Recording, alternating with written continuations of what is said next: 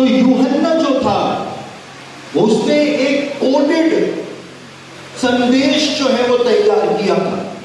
प्रकाशित वाक्य को लिखने के लिए यूहन्ना ने कई सारी यहूदी परंपराएं जो थी उनको प्रकाशित वाक्य के अंदर इंक्लूड किया।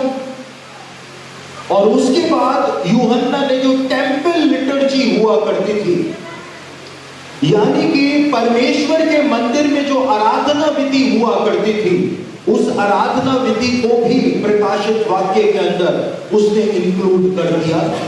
और उसके द्वारा उसने बड़ी चालाकी के साथ एक ऐसा दस्तावेज तैयार किया भविष्यवाणियों का कि यदि कोई यहूदी उन सब बातों को पढ़े तो उसको तुरंत समझ में आ जाए कि यहां पर क्या बताया जा रहा है।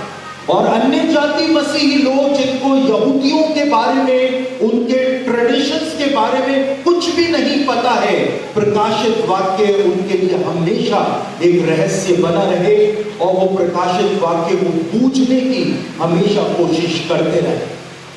तो कल प्रकाशित वाक्य के 5वें अध्याय तक हमने अध्ययन किया था। हमने देखा था कि कैसे यहूदी परंपराएं प्रकाशित वाक्य के अंदर छिपी हुई हैं।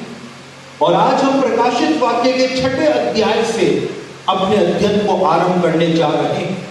तो प्रकाशित वाक्य उसका 6 अध्याय और उसके पहले वचन के अंदर यूहन्ना ने इस प्रकार से बताया, फिर मैंने देखा कि मेमने ने उन 7 मोहरों में से एक को खोला और उन चारों प्राणियों में से एक का गर्जन का सा शब्द सुना कि आ।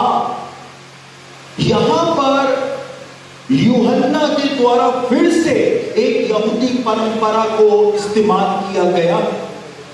हमने इस बात को पहले ही समझ लिया है कि जब सांस बांध करके नरसिंगे को फूंका जाता था तो उसका मतलब होता था यहां ऊपर आ जा।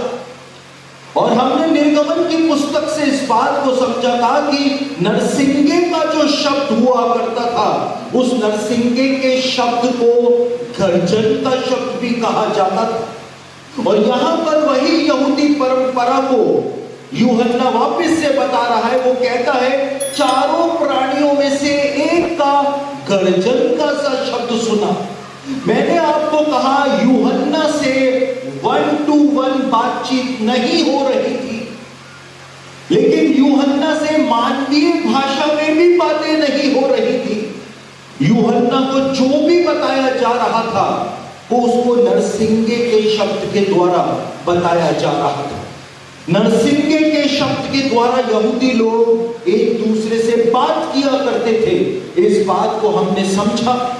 और यहां पर जब वो कहता है मैंने चारों प्राणियों में से एक का गर्जन का सा शब्द सुना कि आ, तो वो वास्तव में शोफार की आवाज, नरसिंगे की आवाज को सुन रहा था और उसको उसने गर्जन की आवाज कहकर के संबोधित किया। उसके बाद प्रकाशित वाक्य उसका 6 अध्याय उसके 9वें वचन के अंदर यूहन्ना ने इस बात को लिखा, और जब उसने 5वीं मोहर खोली तो मैंने वेदी के नीचे उनके प्राणों को देखा जो परमेश्वर के वचन के कारण और उस गवाही के कारण जो उन्होंने दी थी वध किए गए थे। अब यहां पर यूहन्ना इस बात को कहता है कि स्वर्ग में एक वेदी रखी हुई है और उस वेदी के नीचे प्राण दबे हुए हैं। हेलो, वेदी के नीचे कईयों के प्राणों को देखा। कैसे देखा? कैसे देख सकता था वेदी के नीचे कौन दबा हुआ है, कौन पड़ा हुआ है? यहां पर अब यूहन्ना परमेश्वर के मंदिर की आराधना विधि को वापस से इंट्रोड्यूस करता है। परमेश्वर के मंदिर में और खास तौर से मूसा के तंबू में जो पीतल की वेदी हुआ करती थी बाहरी आंगन में, वो पीतल की वेदी के ऊपर बलिदान जो परमेश्वर को चढ़ाए जाते थे एक व्यक्ति के द्वारा, वो बलिदान उस पीतल की वेदी पर जलाए जाते थे। लेकिन वो पीतल की वेदी, जिस वेदी के ऊपर वो जलाए जाते थे, जिस जिस प्लेटफॉर्म पर वो जलाए जाते थे वो वहां पर पीतल की एक जाली लगी रहती थी। जैसे जैसे बलिदान जलता जाता था वो जाली में से छन छन करके वो नीचे गिरता चला जाता था और बाद में याजक लोग उसको आकर के राख को उठाया करते थे। वो राख जो हुआ करती थी, बलिदान की राख जो हुआ करती थी, जो जाली से छन छन में वेदी में नीचे गिर जाया करती थी, वो राख जो होती थी वो बहुत ही ज्यादा पवित्र राख मानी जाती थी मंदिर की आराधना विधि में, क्योंकि वो बलिदान की राख हुआ करती थी। एक व्यक्ति ने अपना सब कुछ परमेश्वर को चढ़ाया होता था। इसीलिए यहां पे लिखा है, मैंने वेदी के नीचे उनके प्राणों को देखा जो परमेश्वर के वचन के कारण, यीशु मसीह की गवाही के कारण वो वध किए गए थे। यानी कि उसने ऐसे मसीहों को वहां पर देखा जिन्होंने अपना सब कुछ परमेश्वर के लिए इस दुनिया में निछावर कर दिया था और वो मारे गए थे। यानी वो परमेश्वर के मंदिर में जो बलिदान जिस प्रकार से चढ़ाए जाते थे, उसी प्रकार से एक विश्वासी के बलिदान को वो वहां पर प्रकट कर रहा है। वो मंदिर की आराधना विधि से एक मसीह के बलिदान की तुलना कर रहा है। प्रकाशित वाक्य उसका 8 अध्याय उसका पहला वचन, और जब उसने 7वीं मुहर खोली तो स्वर्ग में आधे घंटे तक सन्नाटा छा गया।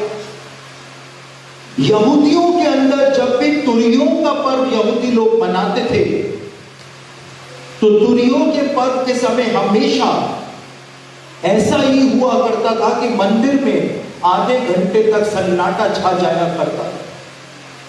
और हमने देखा था कि यूहन्ना जो था उसने पहले पेंटेकुस्त के पर्व को इंट्रोड्यूस किया था प्रकाशित वाक्य में, जब उसने कहा था मैंने स्वर्ग में एक द्वार खुला हुआ देखा। हर एक यहूदी को पता है कि स्वर्ग का द्वार सिर्फ एक ही दिन खुलता है, पेंटेकुस्त के पर्व के दिन।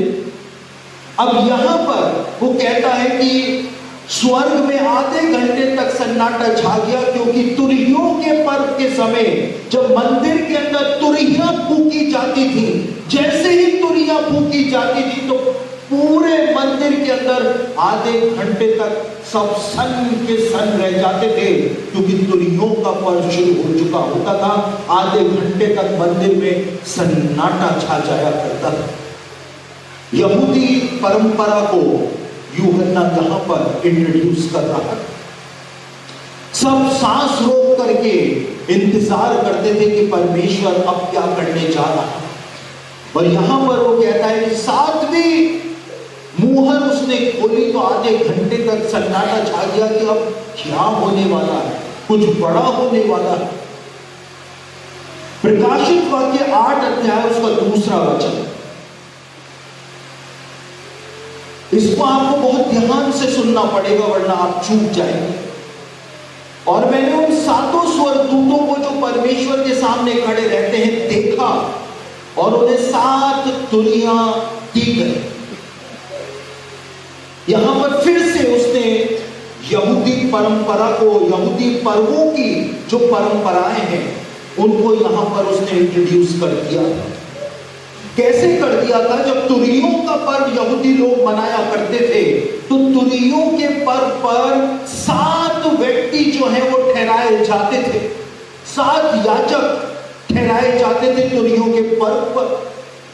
और वो 7 याजक जो होते थे उनको 7 नरसिंगे दिए जाते थे। वही बात जो यहां पर यूहन्ना बता रहा। और पूरे दिन तुरियों के पूरे पर्व के पूरे दिन में अलग अलग समय पर वो 7 याजक जो हुआ करते थे वो अलग अलग समय पर जाकर के 7 तुरियों को 10-10 बार बजाया करते थे। वही बात यहां पर बताई जा रही है।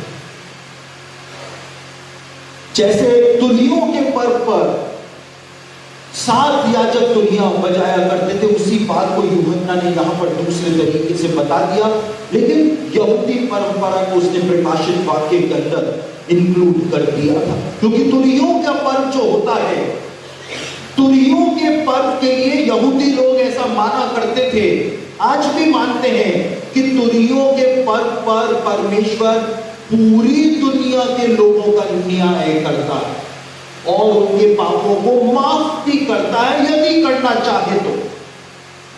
और इसीलिए नरसिंह के बजाय जाते थे कि परमेश्वर हमको माफ कर देना, और इस बात को याद दिलाया जाता था सारे यहूदियों को। नरसिंह के 7 बार बजाए जाते थे, एक एक याजक 10-10 बार सांस बांध करके नरसिंहों को फूंकता था, अलग अलग दिन के अलग अलग समय पर, ताकि यहूदियों को चिताया जा सके कि परमेश्वर न्याय आसन के ऊपर बैठा हुआ है, वो न्याय कर रहा है आज के दिन, पश्चाताप करो। और इसीलिए पश्चाताप का संदेश हमको प्रकाशित वाक्य में दिखाई देता है कि एक स्वर्गदूत उड़ता हुआ आया, उसने कहा पश्चाताप करो, मन फिराओ, क्योंकि पश्चाताप का संदेश दिया जा रहा है।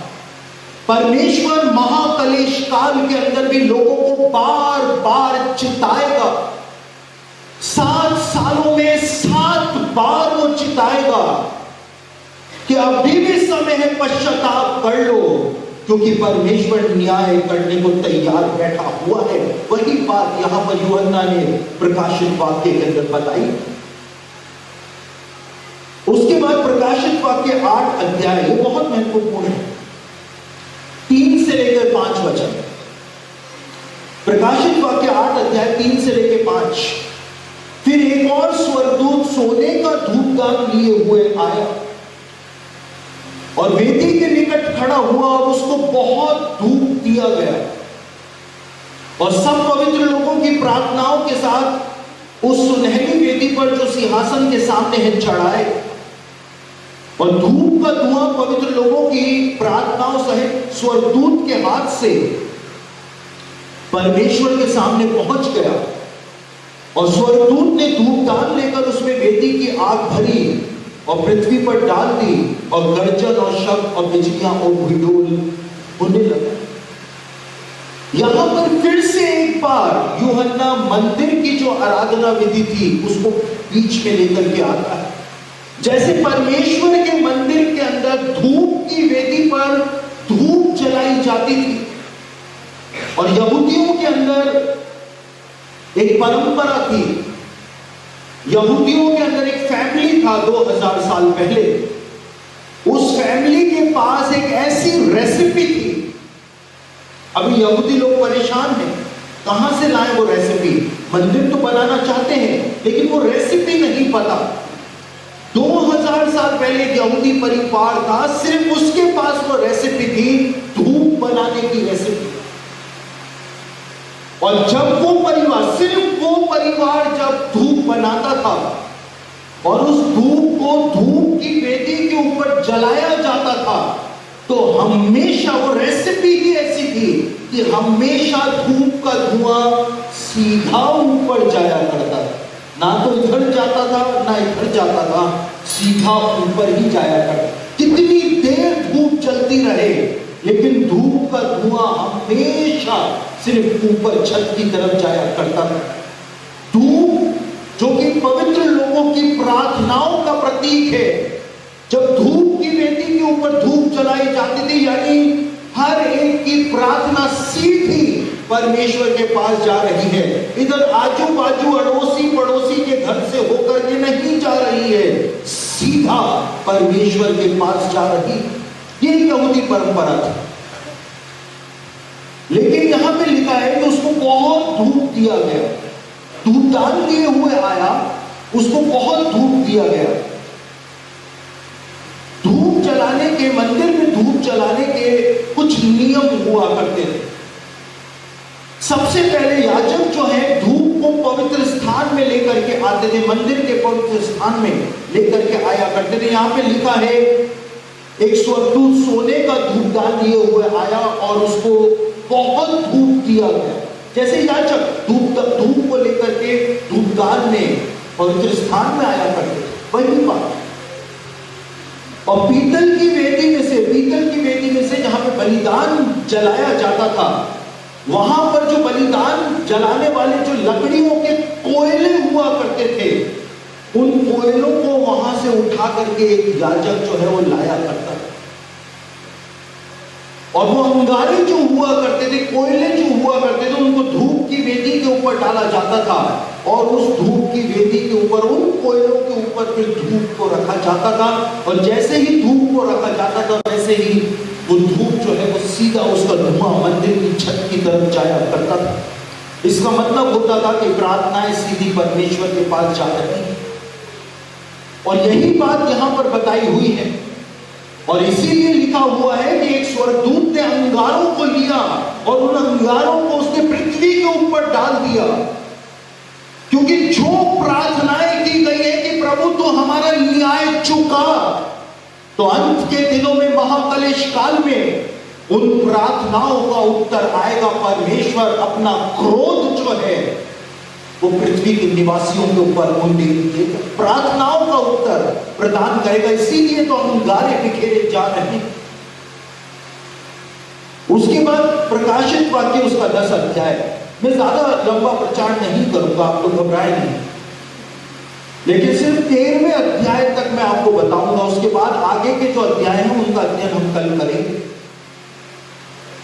प्रकाशित वाक्य 10 अध्याय उसका पहला वचन, फिर मैंने एक बलि स्वर्गदूत को बादल ओढ़े हुए स्वर्ग से उतरते देखा। उसके सिर पर मेघ धनुष था, उसका मुंह सूर्य का सा, उसके पांव आग के खंभे थे। यहां पर एक स्वर्गदूत के बारे में बताया जा रहा है। प्रकाशित वाक्य के पहले अध्याय में यूहन्ना ने यीशु मसीह का डिस्क्रिप्शन जो था वो ऐसा ही दिया था। हेलो, ऐसा ही दिया था। और यहां पर अब वो थोड़ा सा कंफ्यूजन क्रिएट कर रहा है। वो कह रहा है एक स्वर्गदूत देखा, वहां पर उसने मनुष्य के पुत्र सरीका किसी को देखा था पहले अध्याय में। अब यहां पे वो कह रहा है स्वर्गदूत को देखा, लेकिन प्रकाशित वाक्य में स्वर्गदूत शब्द मनुष्य का प्रतीक बताया गया। कहां पर बताया गया है? प्रकाशित वाक्य 21 अध्याय और उसके 17वें वचन में स्वर्गदूत का मतलब मनुष्य बताया गया।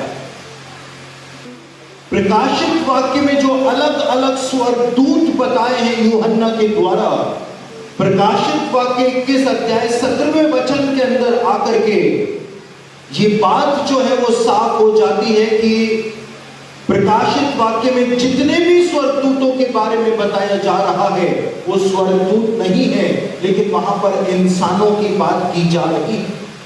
और कल ही हमने इस बात को समझा था कि यूहन्ना जब एक स्वर्गदूत के पैरों में गिरता है उसको दंडवत करने के लिए, तो वो स्वर्गदूत कहता है तू मुझे क्यों दंडवत कर रहा है? मैं स्वर्गदूत नहीं हूं, लेकिन मैं तो खुद ही मनुष्य हूं और भविष्य वक्ताओं का संगी भाई हूं। उसने अपनी पहचान एक इंसान के रूप में प्रदान करी थी। तो यहां पर जब यूहन्ना कहता है मैंने एक बलि स्वर्गदूत को स्वर्ग से उतरते हुए देखा, उसके सिर पर एक मेघ धनुष था, रेनबो था, वो यीशु मसीह के बारे में यहां पर बात कर रहा था। वही पहचान जो उसने पहले अध्याय के अंदर बताई थी, लेकिन यहां पर उसने एक दूसरी पहचान यीशु की बताई।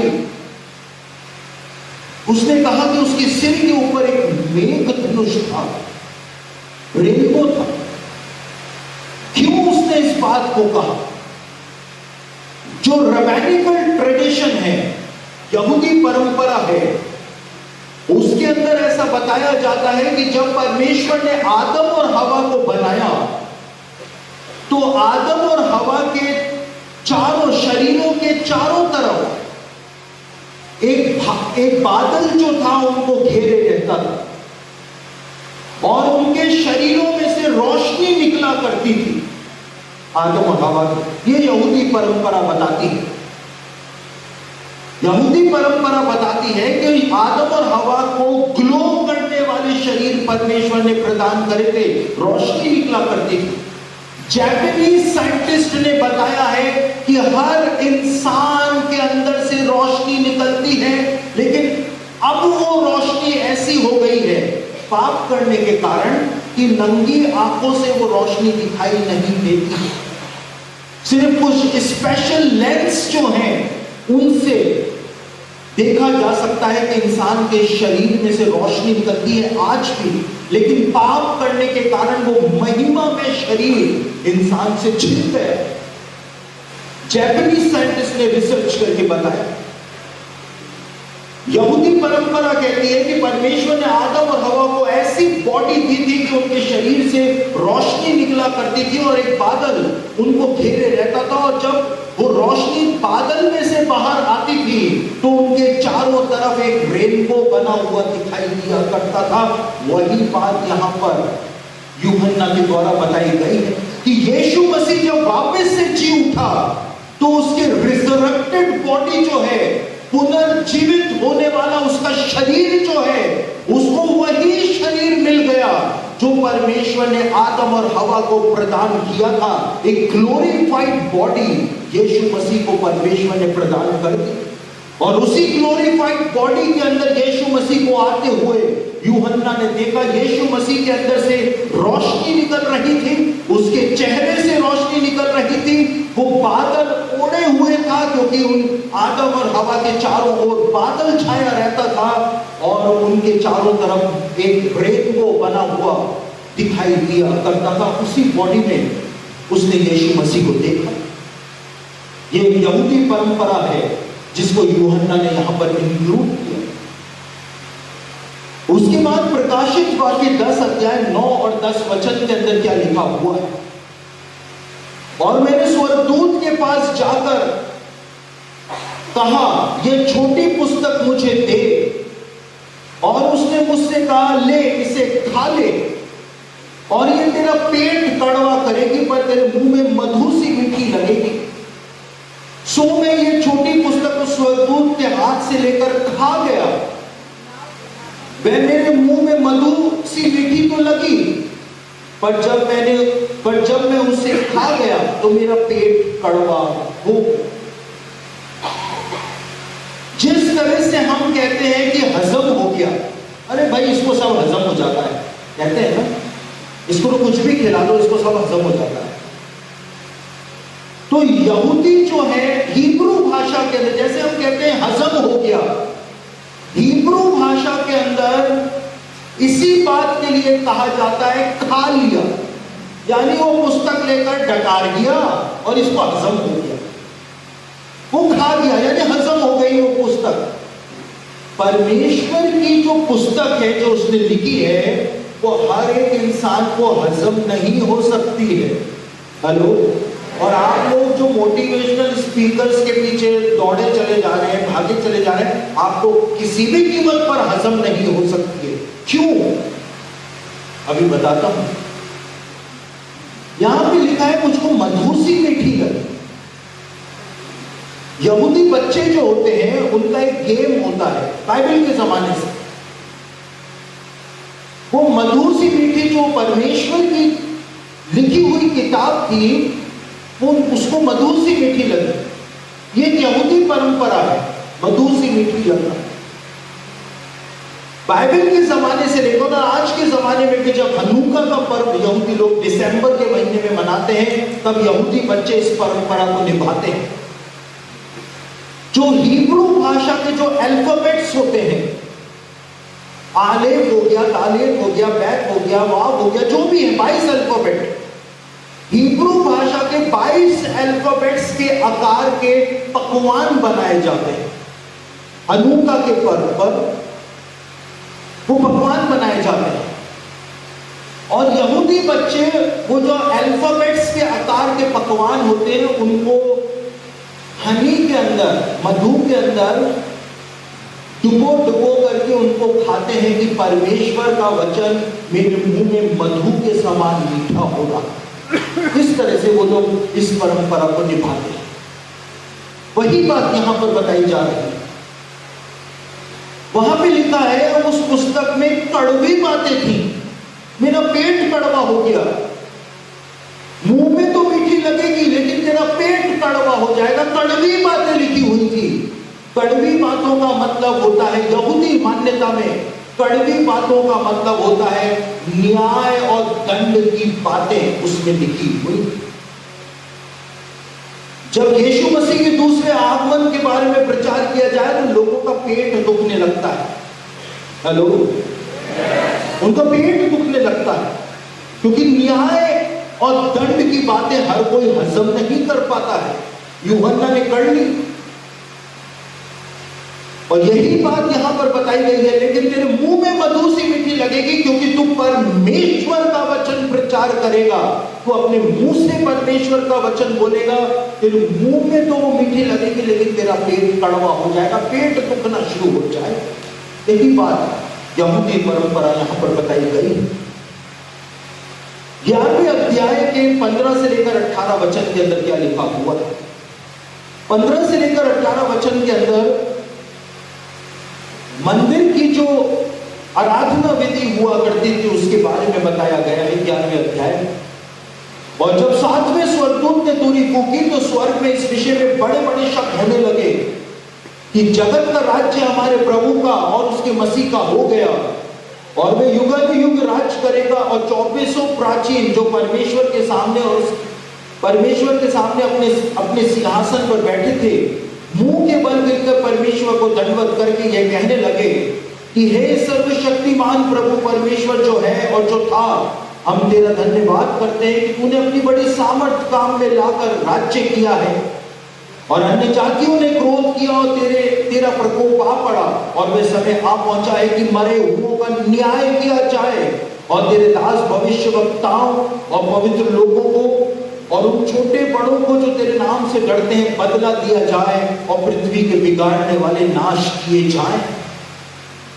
यूहन्ना ने ये बात जो लिखी, ये परमेश्वर के मंदिर के अंदर जब तुरियों का पर्व मनाया जाता था, और जब अंतिम तुरी सातवां याजक जब तुरियों को फूंका करता था, शाम के समय तुरियों का पर्व खत्म होने जा रहा है, उस समय जब सातवां याजक सांस बांध करके तुरही को फूंका करता था, तो मंदिर के अंदर जितने भी याजक होते थे वो सारे के सारे याजक जमीन पर उल्टे लेट जाया करते थे और परमेश्वर का धन्यवाद करते थे कि प्रभु, तुरियों के पर्व के दिन जो तू पूरी दुनिया के लोगों का न्याय करता है, तूने आज अपना सच्चा न्याय प्रकट किया है। तूने अपने लोगों के गुनाहों को माफ किया है, और पृथ्वी के ऊपर और यहूदियों में भी जो व्यक्ति पाप करता है, पाप में जीवन बिताता है, तूने उन सबको उचित बदला दिया है। यहूदी लोग, याजक लोग नीचे मंदिर के फर्श में उल्टे लेट करके परमेश्वर को इसी प्रकार की महिमा दिया करते थे। जैसे ही सातवां याजक तुरही को फूंका करता था, वही बात यहाँ पर यूहन्ना के द्वारा बताई गई। उसी बात को इंक्लूड कर दिया प्रकाशित वाक्य में यूहन्ना ने। यहां पे लिखा है, पृथ्वी के लोगों का परमेश्वर ने सच्चा न्याय किया, तुरियों का पर्व अब खत्म हो रहा है। यहां पर यूहन्ना ने इस बात को बता दिया। प्रकाशित वाक्य 11 अध्याय 19वां वचन, और परमेश्वर का जो मंदिर स्वर्ग में है वह खोला गया। देखिए, मंदिर की लिटर्जी जो है वो प्रकाशित वाक्य में है, क्योंकि यहां पर मंदिर का जिक्र आया है कि एक मंदिर स्वर्ग में भी है, और परमेश्वर का मंदिर जो स्वर्ग में है वो खोला गया, और उसके मंदिर में उसकी वाचा का संदूक दिखाई दिया, और बिजलियां और शब्द और गर्जन और भूडोल हुए और बड़े बड़े ओले पड़े। प्रकाशित वाक्य के 8वें अध्याय में, प्रकाशित वाक्य के 4थे अध्याय में यूहन्ना ने पेंटिकुस्त के पर्व को इंट्रोड्यूस किया। प्रकाशित वाक्य के 8वें अध्याय के अंदर यूहन्ना ने तुरियों के पर्व को इंट्रोड्यूस किया। आधे घंटे तक सन्नाटा छा गया। अब प्रकाशित वाक्य के 11वें अध्याय के अंदर यूहन्ना प्रायश्चित के दिन को, योम किप्पुर को, डे ऑफ एटोनमेंट को यहां पर अब इंट्रोड्यूस कर रहा है। बाइबल के जमाने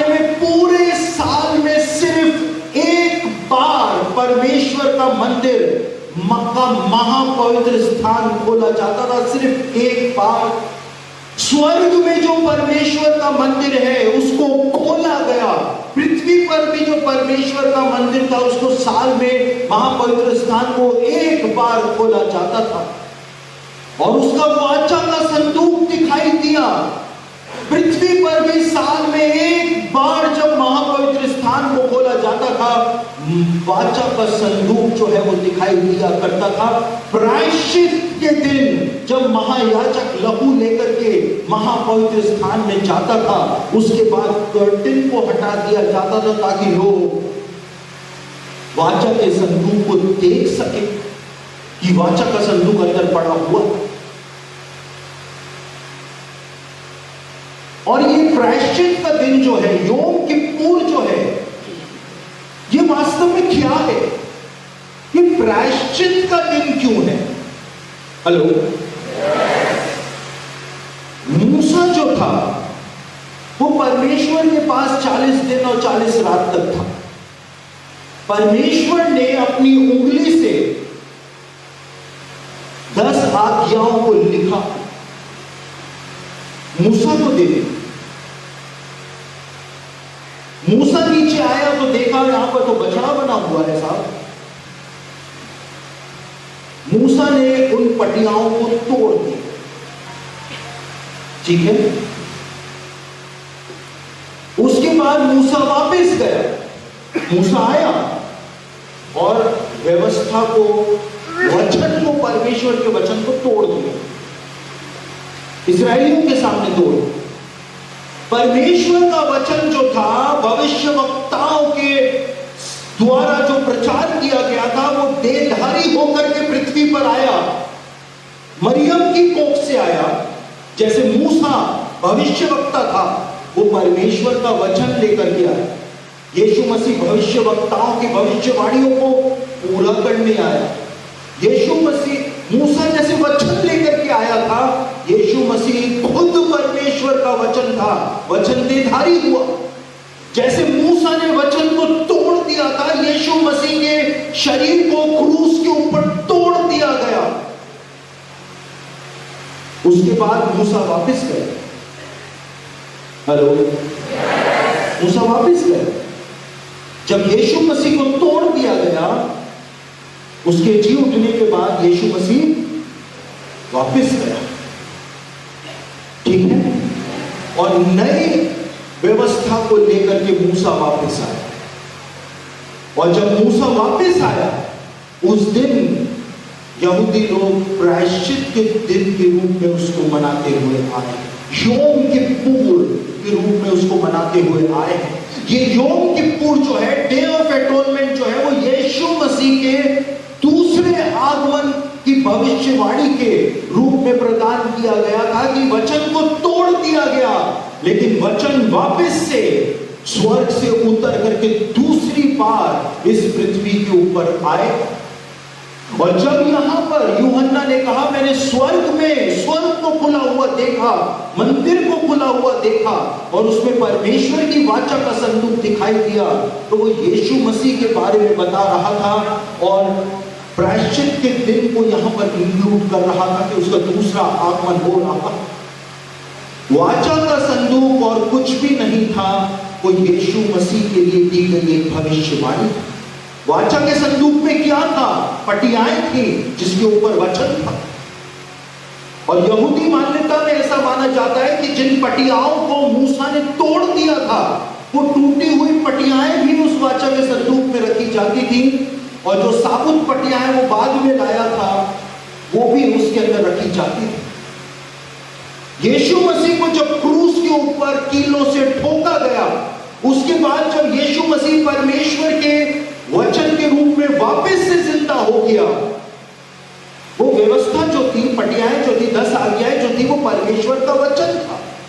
और टूटा हुआ वचन भी वाचा के संदूक में था और साबुत वचन भी वाचा के संदूक में था। जब यीशु मसीह जिंदा होकर के आ गया, वो अपने इंटैक्ट शरीर के अंदर होकर के आया, परमेश्वर के वचन के रूप में आया, लेकिन उसने आकर के अपने हाथों को दिखाया, उसके हाथ वैसे ही छेद हो रखे थे जैसे वाचा के संदूक के अंदर टूटी हुई पटियाएं भी रखी जाती थी, साबुत पटियाएं भी रखी जाती थी। यीशु मसीह उसी वचन के रूप में जिंदा होकर के सामने आ गया।